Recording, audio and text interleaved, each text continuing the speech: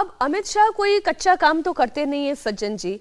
पिछली बार भी जब ये बिल लाया गया था तब भी विपक्षी कई सारी ऐसी पार्टियां थी जो सरकार का साथ देने के लिए तैयार थी, लेकिन वो कांग्रेस और टीएमसी थी जिसके दबाव में बाकी पार्टियों ने भी इंडिया अलायंस का साथ दिया और इस बिल के खिलाफ खड़े हुए।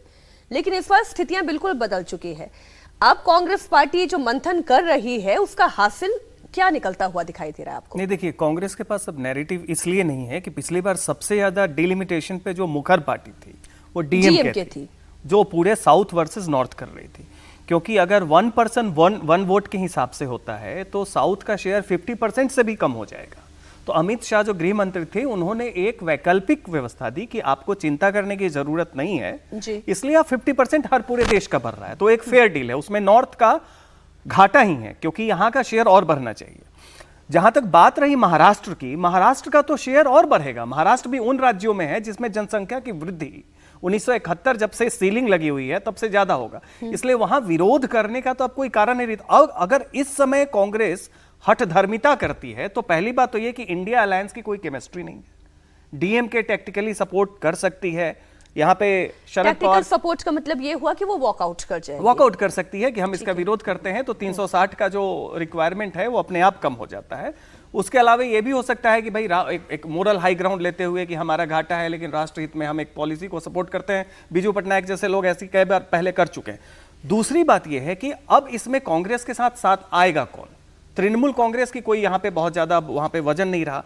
अब उत्तर भारत सांसद रहे उनके पास, तृणमूल के पास 8 ही बचे, 20 तो चले गए उनके, बस 8 सांसद बचे, और उसमें भी वोटिंग के दिन वो 8 के 8 रहेंगे नहीं रहेंगे इस पे अभी मजबूती से कुछ कहा। अब रही बात आपका उत्तर प्रदेश और बिहार की, खासकर यूपी में अखिलेश यादव के पास है, तो यूपी का तो सबसे ज्यादा सीट बढ़ेगा। तो अखिलेश यादव के पास कोई बहाना भी तो हो कि वो इसका विरोध करे। और कांग्रेस को लेके जो 27 की रणनीति है, सब कुछ है। देखिए, बिहार के चुनाव में आप देखिए, जब पूरा का पूरा लोकल मुद्दों पे घेरना चाहिए था नीतीश कुमार और बीजेपी को, तब कांग्रेस में राहुल गांधी उस समय वोट बचाओ यात्रा कर रहे थे और तेजस्वी का 1 महीना उसमें बर्बाद हुआ।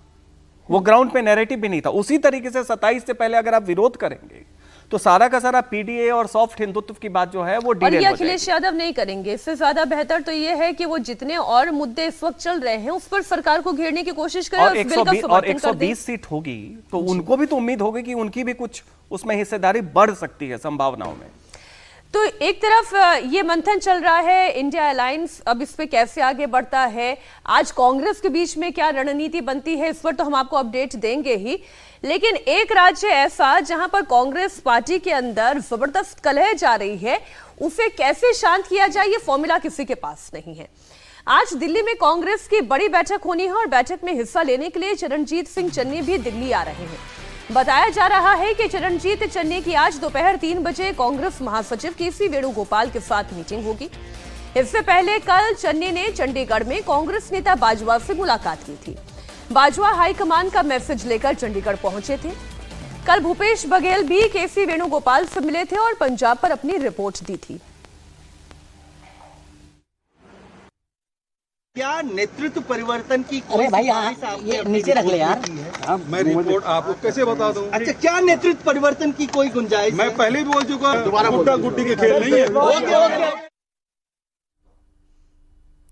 अब भूपेश बघेल अपनी बातों को बार बार दोहरा रहे हैं कि एक बार जो प्रदेश कांग्रेस का अध्यक्ष बना दिया गया अब वो नहीं बदला जाएगा।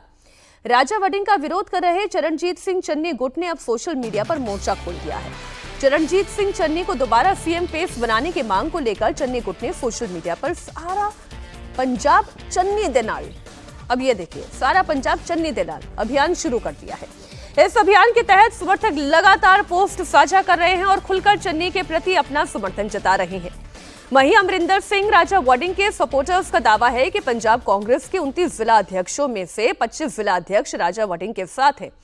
चन्नी सिर्फ हवाबाजी कर रहे हैं। देखिए, बातचीत सिर्फ इतनी सी है, 2027 में सरकार बनाने की हमारी बारी है, इसलिए हमारी पूरी तैयारी है। हम पूरी तैयारी के साथ लगे हैं। रोड मैप हमने तैयार कर लिया है और ये छोटी मोटी जो चीज़ें आप पार्टी के अंदर या परिवार के अंदर देख रहे हो, इनको जल्दी सुलटा लिया जाएगा और वो बात सारी हो चुकी है और जल्दी ही एक यहाँ से बस चलने वाली है। राहुल गांधी जी उस बस में तमाम लोगों को बिठा लेंगे और पंजाब की यात्रा पे चले जाएंगे। यूनिटी का मैसेज बस से देंगे और सब राहुल जी खुद पंजाब के दौरे पे जा रहे हैं। जो नाराज हैं वो हाईकमान से नाराज नहीं हैं, वो कांग्रेस पार्टी से भी नाराज नहीं हैं।